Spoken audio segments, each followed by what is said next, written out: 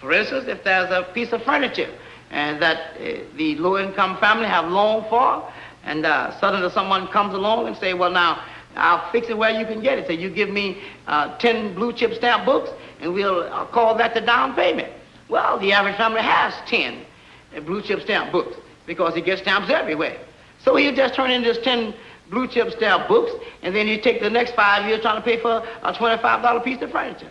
So economically, this is the same situation. I'll see to it, the attitude is I'll see to it that you don't get out of debt. So if I can't get you in the cotton field, I'll get you in the furniture store. And it's one reason I'll tell you, I'll say why the white man is a snake in the grass. The white man will train you for any kind of job that he wants you to do.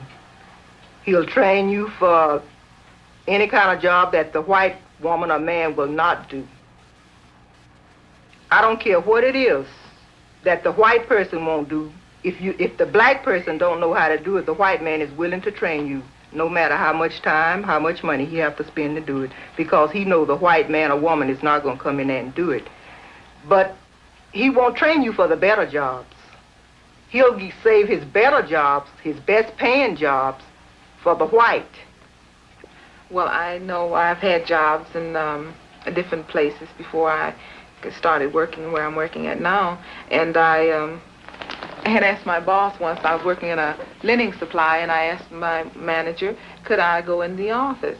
And he said, well, I'll see, you know.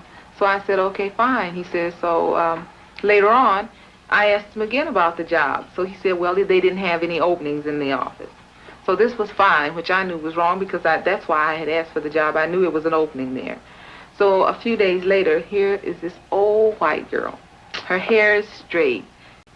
Personally, if I had a business, she couldn't even enter the door if it was left up to me. So she gets the job. So the white man, he feels as though he would rather have a white woman, regardless of what she looks like, whether she's ugly or fat or skinny, whatever. He'd rather have her because she's white than to hire a decent, clean, intelligent Negro girl. I finished high school at the age of 17. And at this time, I was qualified, so I thought, for a job in the world. So at this particular time, I had saw the job, and I went down to apply for it. So when I got there, I passed the physical and the written examination. So the guy, after he couldn't find anything wrong with my test, he tells me, he says, well, I don't think that you would enjoy working in this office where they're all white people. And this experience hit me with such a blow, because at 17, I'm thinking the world is in the palm of my hand, you know. So I don't remember till today how I left that office. It hit me with just that hard of a blow. I go, and when I do come to my senses, I'm sitting on the bus stop.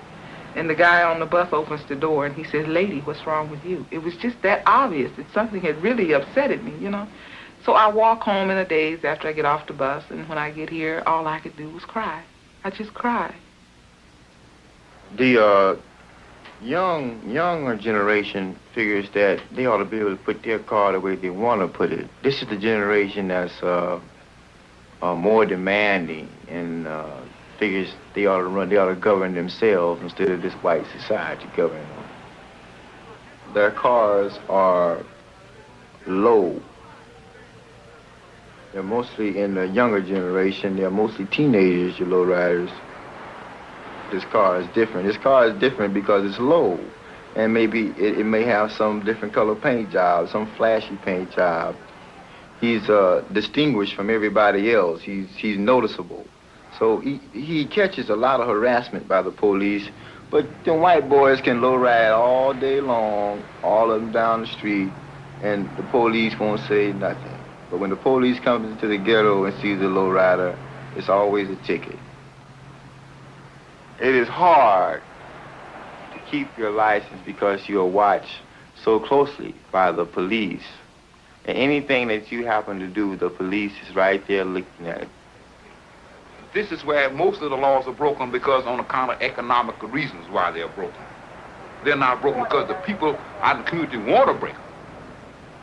A guy can't come out and he can't say, I can do this and I can do that. No, he got to think, John crank his car up out there across the street tomorrow morning, it might smoke like hell. It might have one wheel and one wheel off and one wheel on, but John gonna try to go to work in that car anyhow. Then he drives down the corner, and first thing he do, LAPD busted. Why? Because John got one wheel off and one wheel on. But they would stop and think how much money John making. John making $1.25, $1.50, $1.06 an hour. So how can John afford to put a tire on the car? How can John afford to get a better car? It's almost impossible to go without getting a ticket in our community because the police harass us so much till they find something.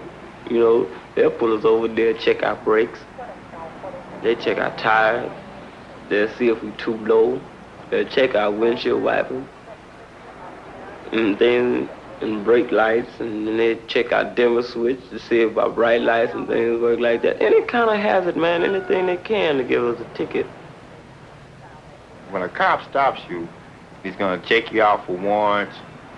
If there are no warrants, he's going to come back to your car. He's going to check out everything on that car.